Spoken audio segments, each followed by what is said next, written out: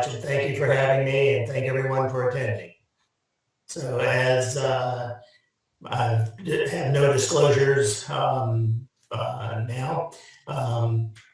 the talk today is going to undergo a little bit of an introduction and then go into the endocannabinoid system, as this is something that many of us have not been exposed to previously. We'll talk about cannabinoid receptors and the endocannabinoids, the phytocannabinoids like cannabis, and the synthetics. We'll go a little bit into the endometriosis and to the mechanism of pain in endometriosis, but for this group, I don't think we need to go into great graphic detail.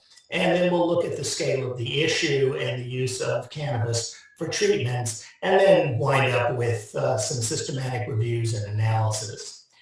So in the States, as of April of 2021, 48 of the 50 states and territories allow some form of medical cannabis. 18 states allow for recreational cannabis, which is on-demand utilization. Worldwide, cannabis is legal in Canada, Georgia, Malta, Mexico, South Africa, and Uruguay. It is illegal in vast swaths of the world, as you can see in the red.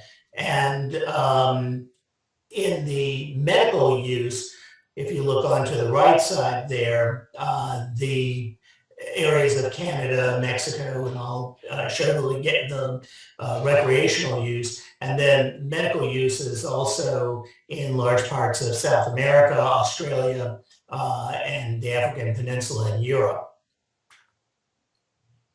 So just to go over what is marijuana and what is hemp, hemp and marijuana are both cannabis, all right? The difference is that hemp is low THC, that is less than 0.3% by weight. It's not psychoactive. It's primarily CBD derivatives, and it's used in automobile manufacturing, clothing, construction, food, and plastics. Marijuana, on the other hand, is high THC, is psychoactive, and it's between 5 and, these days, 35% THC. Remember that in the 60s and 70s, the THC percent that many of us grew up with was about 3%, so the potency has increased markedly over the past decades. So what's in the cannabis plant? There are actually 433 different compounds, 60 of which are classified as cannabinoids. It's the most widely used illicit substance in the world. Dr. Raphael Mechoulam and colleagues discovered or described the main ingredient, delta-9 tetrahydrocannabinol, in 1964, along with the receptors, the CB receptors in the body. The year before, cannabidiol, or CBD, was discovered and published. The delta-8 THC, which can be bought and is not scheduled here in the States and in much of the rest of the world, as well as cannabinol, make up the majority of the other cannabinoids in the plant, but there are many others. The synthetic cannabinoids like spice and K2 are far more potent, dangerous, and illegal pretty much everywhere. The other parts of the plant are the terpenes, which are saturated hydrocarbon and aromatic chemicals. They give the smell to the plant, such as pinene, the smell of pine, limonene, the smell of lemon. And they're also flavonoids, or chemicals that give color, odor, and act with other compounds to give the entourage effect, as it's called, to give cannabis its characteristics. So let's talk for a minute about the endocannabinoid system. This is a system that many of us have never heard of. Certainly I never did in medical school, and I suspect many of you haven't either. The endocannabinoid system is believed to regulate a variety of the functions in the human, including sleep, mood, memory, appetite, most areas of reproduction, and pain sensation. It's made up of 3 parts: the cannabinoid receptors, These are found on the surface of cells. These are actually G protein coupled receptors. The endocannabinoids, these are small molecules that activate the receptors that are made on demand in the body, and the metabolic enzymes that break them down. The fatty acid amide hydrolase and the monoamine glycerol lipase that break down these things. Now, the cannabinoids CB1 and CB2 receptors, as I said, are 7 transmembrane coupled receptors, and they play an important role in the peripheral, spinal, and supraspinal nociception, perception of pain, including the ascendant and descendant pathways.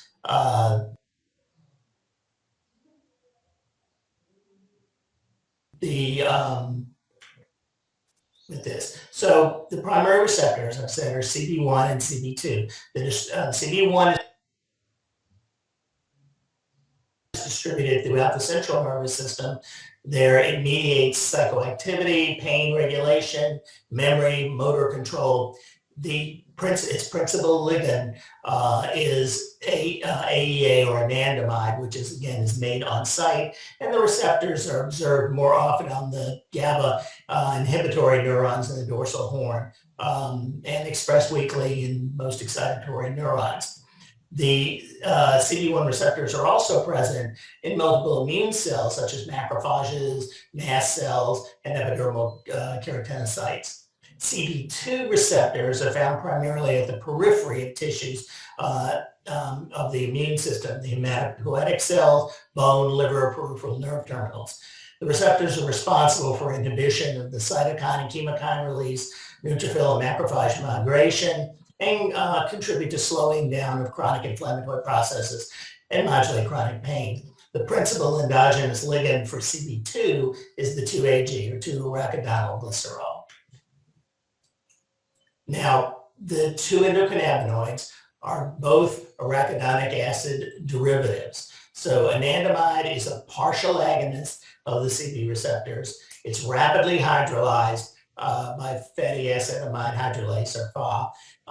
It has a full agonist effects on the transient receptor protein myeloid type, also called TRPV1, and activates another G protein receptor, GR55, as well as glycine receptors and the PPARs, or the peroxisome proliferator activated receptor, which is in the nucleus and has anti-inflammatory effects. It also directly inhibits the serotonin receptors and the T-type voltage-gated calcium channels. The 2-AG is actually a full agonist at the CB receptors, and it's rapidly metabolized by macro. And this is just a little cartoon showing the different receptors that are involved in CB1 and CB2, which are the 7 transmembrane types. The GPRs, 119, 18, and 55 are cannabinoid-like, and then the TRPV1 is actually a voltage-gated channel, and the PPAR1, the peroxisome, is actually in the nucleus itself. So how do the cannabinoids work in the system to affect endometriosis pain? So remember that we just talked about the endocannabinoids. Those are the ones that are synthesized in the body and in all animals, and pretty much most life forms, with the exception of insects. We'll go into phytocannabinoids, that is the plants, and the synthetics. So the main psychoactive component of the phytocannabinoids are delta-9 THC, and you get this from the flowers and leaves. The content varies from 5% in marijuana to 80% in hashish oil. Its analog is it's an analog to anandamide, and it has very high binding affinity for the CB1 receptors, though it acts as a partial agonist for both CB1 and CB2. But because of its high binding affinity, it has much more effect at the CB1 receptors. It's responsible for most of the pharmacologic actions of cannabis, including the psychoactive, the analgesic, anti-inflammatory, antioxidant, antipyretic, bronchodilatory, and antispasmodic effects. It has been reported that the number of side effects of THC, including the anxiety, impaired memory, and immunosuppression, can be reversed by the other constituents of the cannabis plant, that is the terpenoids and the flavonoids. Now, CBD is the non-psychoactive analog of THC, and it's thought to have significant analgesic, anti-inflammatory, anticonvulsant, and anxiolytic activities without the psychoactive effect of THC. It has low binding for the affinity for the CB1 and CB2 receptors as opposed to the THC, and it behaves as a non-competitive negative allosteric modulator of the CB1 receptor, so it can be used to potentiate the effects of anandamide and THC when people have had too much. CBD also regulates the perception of pain by affecting the activity of a significant number of other targets, including the non-CB1 and 2 G protein receptors, serotonin, the ion channels, such as the TRPV1, the PPARs that we talked about there. The other phytocannabinoids that can contribute to the overall analgesic effects of medical cannabis are CBC, or cannabichromine, and cannabigerol, CBG, and tetrahydrocannabinol, or THCV, which you may see in the literature sometimes. Similar to CBD, these compounds do not display significant affinities for the cannabinoid receptors, but they have other modes of action. Now, here in the States, there are some synthetics that are actually approved by the FDA for use, and also in the European Union and in many other areas of the world. The two primary ones are dronabinol. This is or Marinol is its brand name. It's a synthetic delta-9 THC that's approved by the FDA to treat the Food and Drug Administration, to treat nausea and vomiting caused by cancer chemotherapy, as well as weight loss in AIDS patients. The other one is nabilone, or Cesamet. This is a synthetic cannabinoid that acts much like THC. We take it by mouth. It's used to treat vomiting caused by cancer chemotherapy when other drugs have not worked. These obviously can be used for other things off-label. Nabiximols, or Sativex, is a cannabinoid drug that is under study in the U.S., but is approved in the European Union and many other areas of the world. It's a mouth spray that's made up of the whole plant extract with THC and cannabidiol, CBD, in an almost one-to-one mixture. And the last is Epidiolex, which is pure cannabidiol, which is a solution used for the treatment of seizures associated with two rare and severe forms of childhood epilepsy, the Lennox-Gastaut and Dravet syndromes. So how does your body, take this in? So if you inhale cannabis, its onset is very fast, approximately 3 to 10 minutes. Its duration is short, approximately an hour, and has very strong psychoactive effects. The smoker vapor containing the activated THC is inhaled into your lungs. The THC enters the bloodstream and circulates. A small amount is converted to 11-hydroxy THC, which is a metabolite that's actually much more potent than regular THC. And then the delta-9 and the little bit of 11-hydroxy THC penetrate the vascular tissue and cross the blood-brain barrier and muscles. And then it's further metabolized into the carboxy metabolite, which is inactive and primarily excreted in the urine. Now, oral ingestion is very delayed, approximately 45 to 120 minutes. Its duration is long, 1 to 6 hours. And it actually has much stronger effects due to the increased amounts of the 11-hydroxy component. The edible is chewed and swallowed.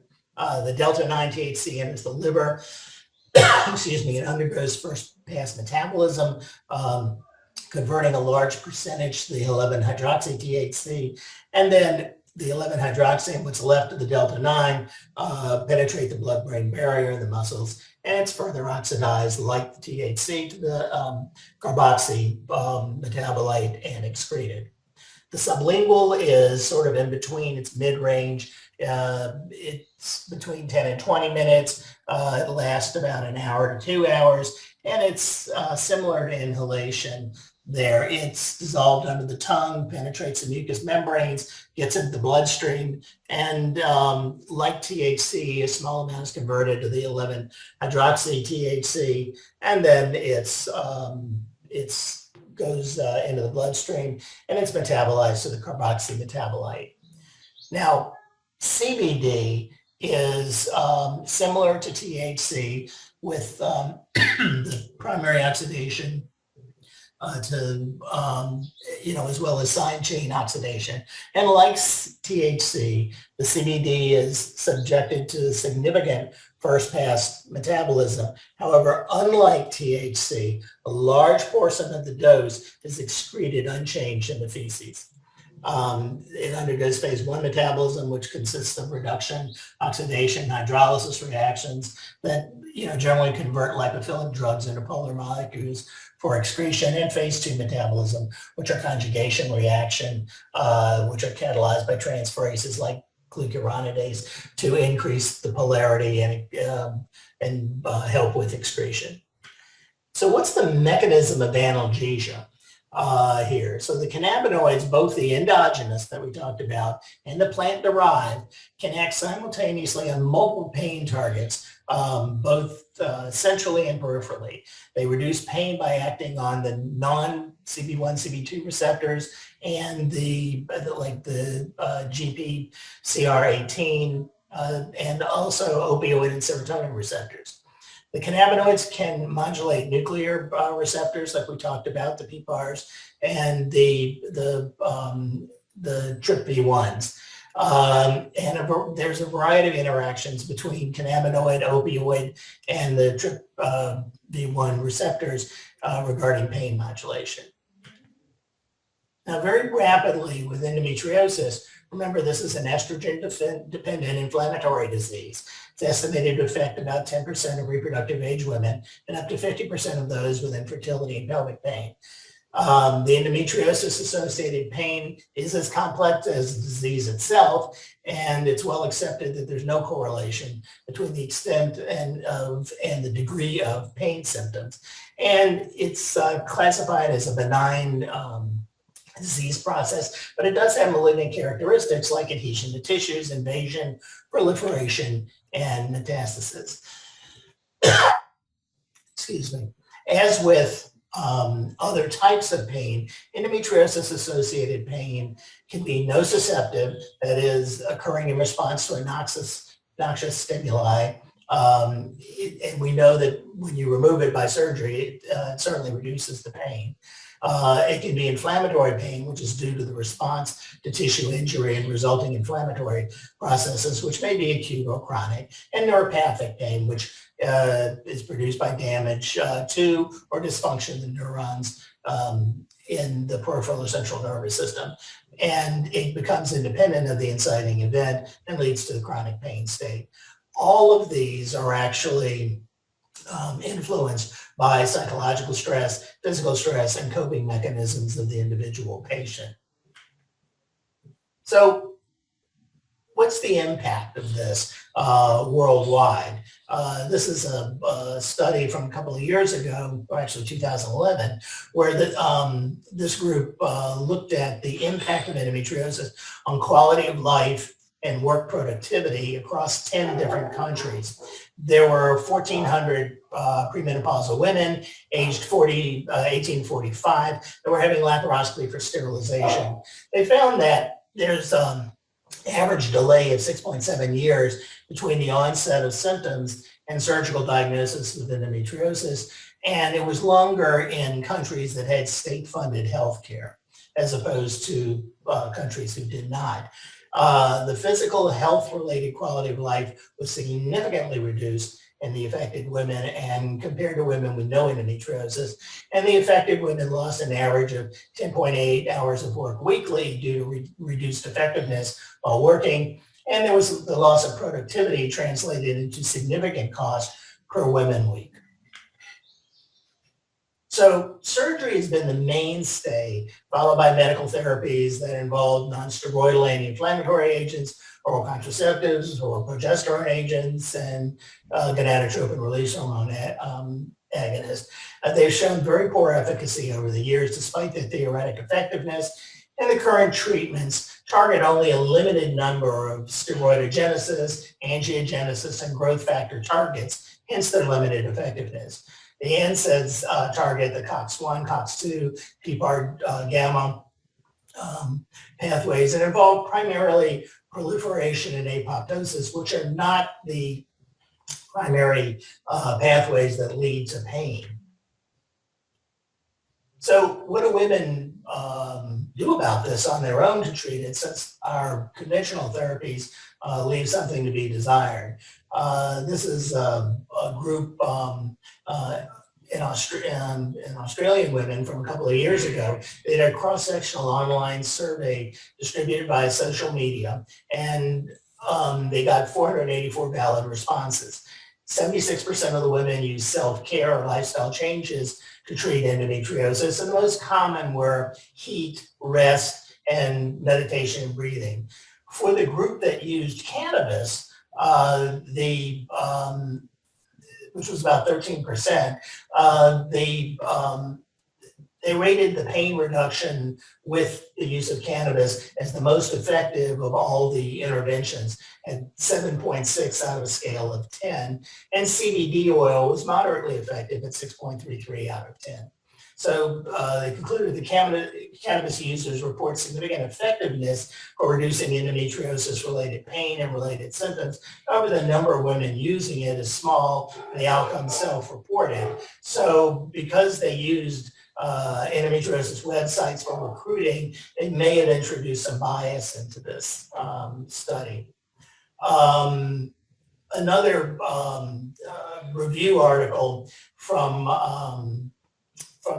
also a couple of years ago looked at cannabinoids and the treatment of endometriosis, and they felt like the medical cannabis was did have effectiveness in animal models of pain for the nociceptive, neuropathic, and inflammatory, all three. However, they felt like the medical cannabis was not equally effective against all types of pain in humans as opposed to animals.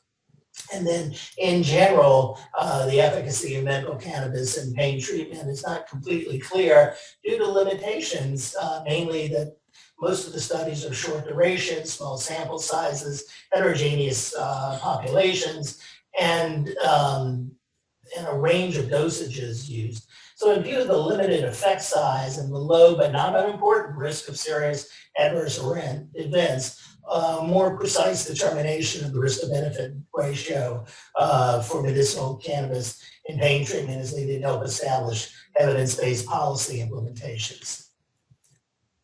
So here was a recent study also out of Canada, which has had a little more experience than much of the rest of the world with the use of cannabis, because they've got it on a on-demand basis. They looked at 252 participants, and this was recorded by in real time with an app. And what they did was they every time a patient would smoke marijuana or the cannabis for relief of their endometriosis pain, they recorded what specifically they were using it for and how much that they used. And they found that 57.3% used it for pain, with inhalation being the most common route of intake at 67.4%. And that 15% used it for GI symptoms, nausea, bloating, and they felt that this had actually the greatest reported efficacy after use. The inhaled forms had higher efficacy for pain. The oral forms were superior for mood and GI symptoms, and the dosages varied by mode of ingestion. So they concluded that cannabis appeared to be effective for pelvic pain, GI issues, and mood, with the effectiveness differing based on the method of ingestion. So as you look at the Cochrane database, they looked at this extensively in 2018, and they felt that the potential benefits of the herbal cannabis plant-derived synthetic or oral mucosal spray in chronic pain or neuropathic pain might be outweighed by the potential harms, and that the quality of evidence, since these were systematic reviews, for pain relief outcomes reflects exclusion of participants with a history of substance abuse and comorbidities. So they were not as enthralled with this. And then this year, a couple of months ago, there was a group, I believe out of the UK, looked at cannabidiol for the management of endometriosis, chronic pain, and they felt also there's a paucity of well-designed, robust studies and RCTs looking at chronic pain, let alone pain related to endometriosis. And they felt that a number of studies on the use of the cannabis-based medicines have reported positive results. However, they were small and of short duration. And they felt that, as usual, more comprehensive research was necessary.